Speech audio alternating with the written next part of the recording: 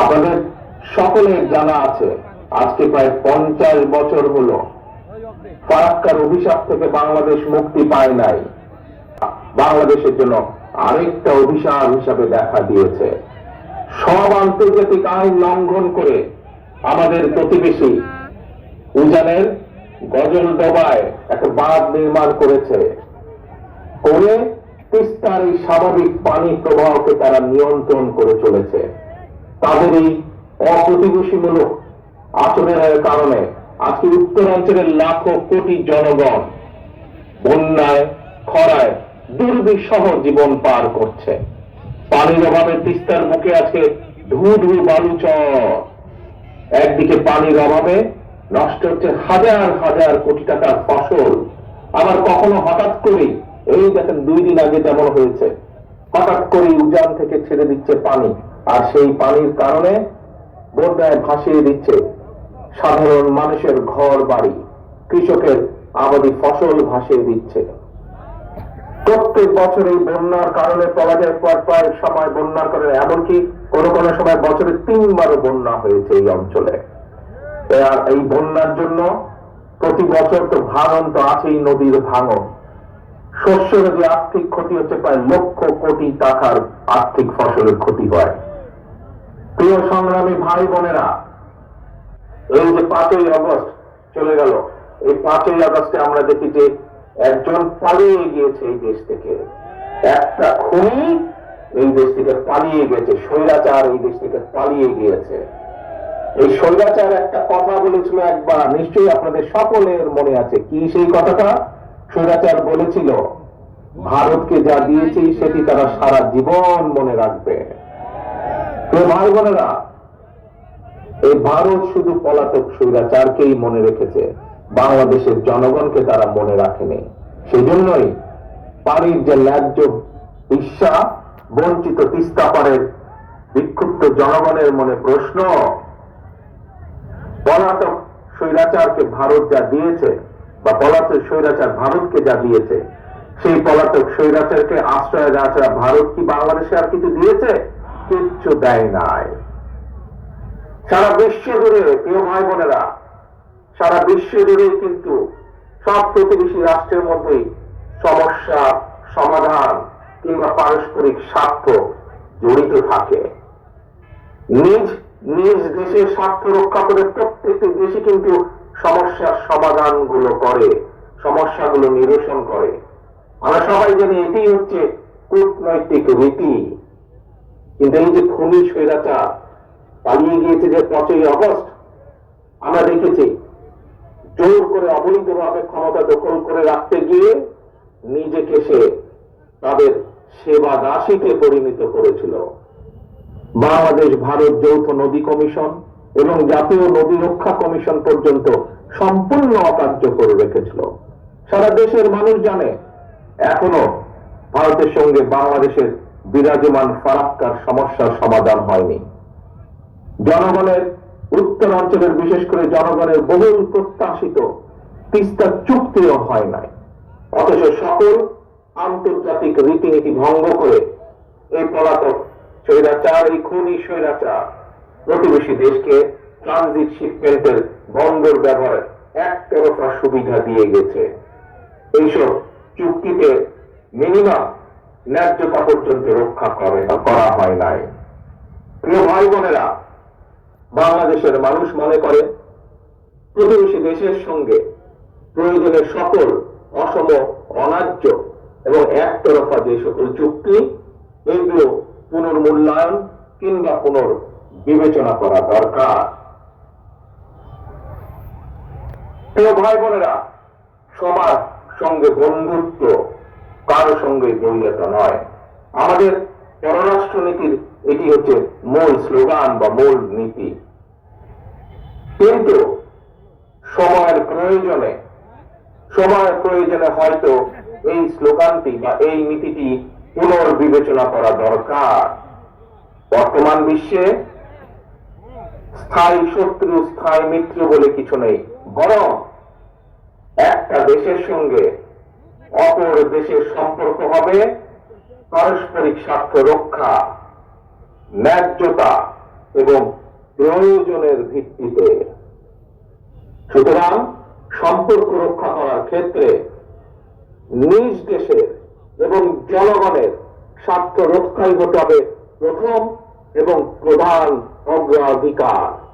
এ কারণেই বিএনপির স্লোগান সবার আগে বাংলাদেশ। বন্ধুত্বের দোহাই দিয়ে বাংলাদেশের জনগণ আর কাঁটাতারের বেড়ায় ফেলানির ঝুলন্ত লাশ দেখতে চায় না। সীমান্তে নিরীহ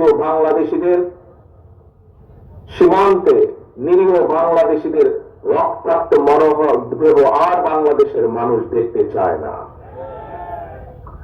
প্রিয় দেশবাসী, প্রিয় তিস্তা পাড়ের ভাই বোনেরা,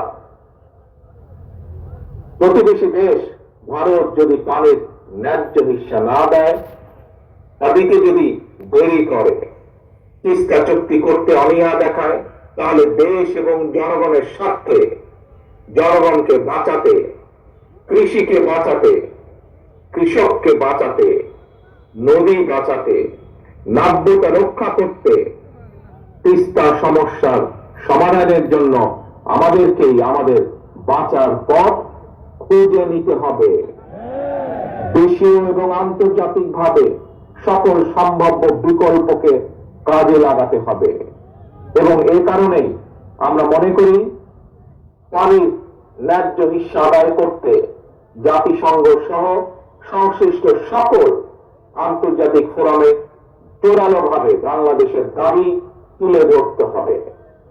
একই সাথে প্রতিবেশী দেশের সাথেও আমাদেরকে কূটনৈতিক কাজ করতে হবে, কূটনৈতিকভাবে আলোচনা শুরু করতে হবে। আবার আন্তর্জাতিক অংশগ্রহণের উদ্যোগের অংশ হিসাবে আর সময়ক্ষেপণ না করে অবশ্যই আমরা মনে করি বাংলাদেশকে 1992 সালের ওয়াটার কনভেনশন এবং 1997 সালের জাতিসংঘ পানি প্রবাহ কনভেনশনে স্বাক্ষর করা জরুরি হয়ে পড়েছে।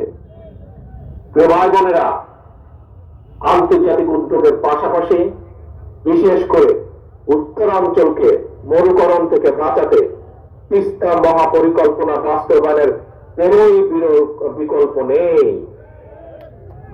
আপনাদের প্রিয় দল বাংলাদেশ জাতীয়তাবাদী দল রাষ্ট্র জনগণের সমর্থনে আল্লাহর রহমতে রাষ্ট্র পরিচালনার দায়িত্ব পেলে আগামী দিনে অবশ্যই আমরা অগ্রাধিকার ভিত্তিতে তিস্তা মহাপরিকল্পনা বাস্তবায়নের সব রকম উদ্যোগ আমরা ইনশাআল্লাহ গ্রহণ করব। পাশাপাশি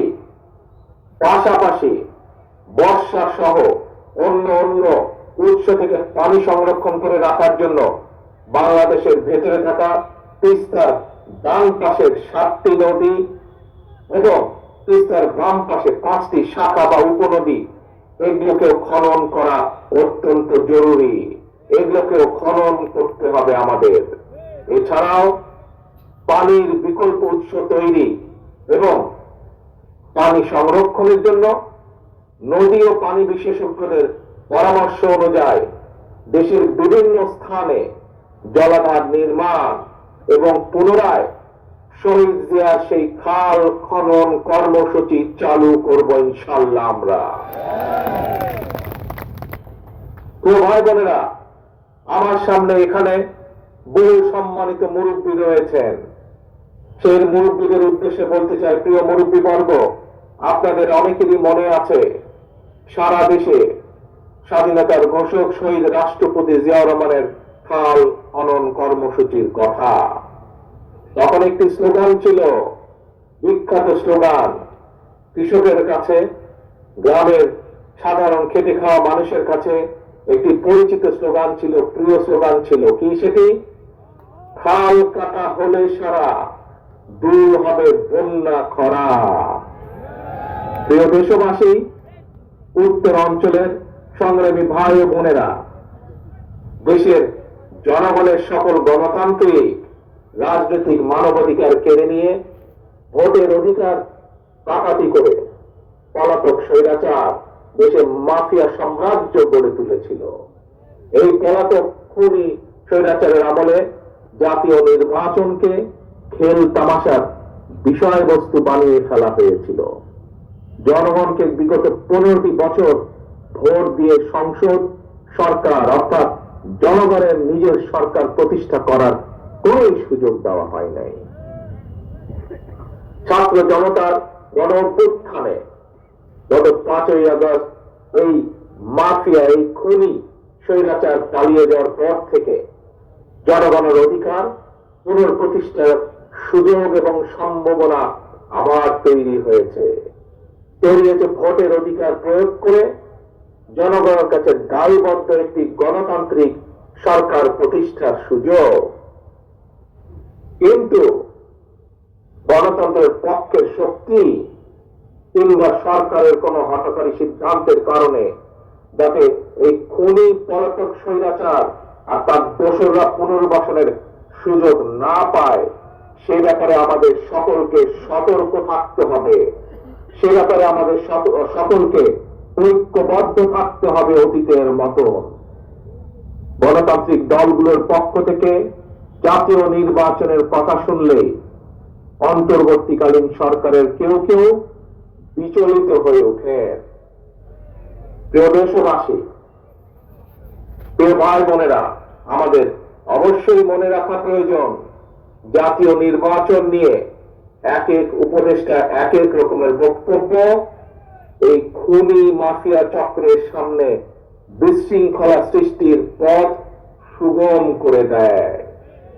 এই জন্যই বিএনপি বারবার এই অন্তর্বর্তীকালীন সরকারের প্রতি তাদের কর্ম পরিকল্পনার রোড ম্যাপ ঘোষণা করার আহ্বান জানিয়েছে, প্রতিবার আহ্বান জানিয়েছে।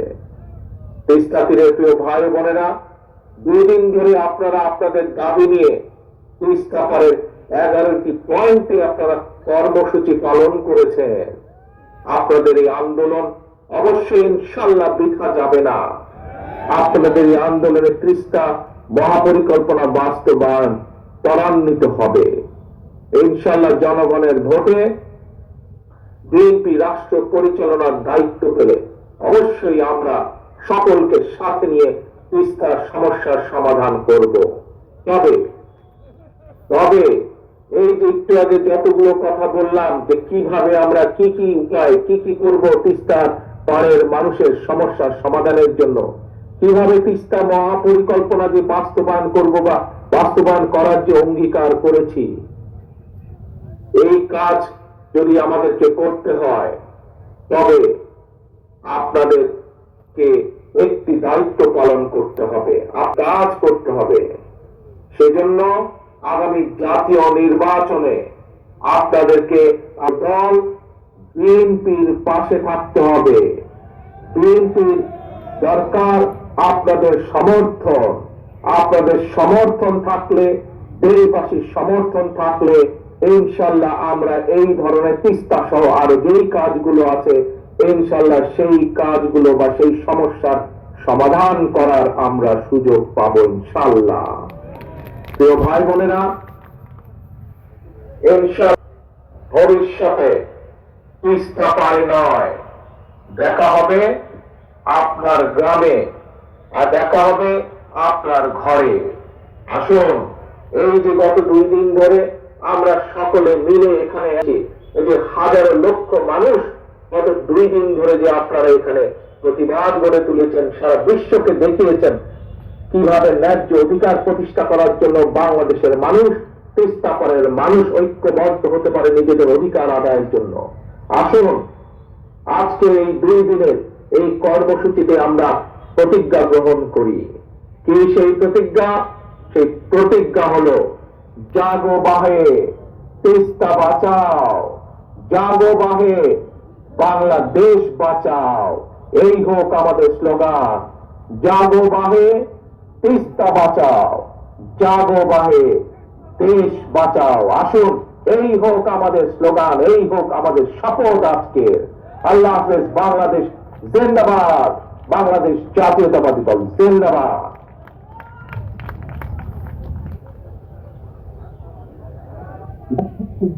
আমাদের প্রিয় নেতা জনাব তারেক রহমানকে উনি আমাদের আশ্বাসের বাণী শুনিয়েছেন এবং আমাদের কাছে একটা দায়িত্ব দিয়েছেন। এই সমস্ত কর্মসূচি যদি আমরা বাস্তবায়ন করতে চাই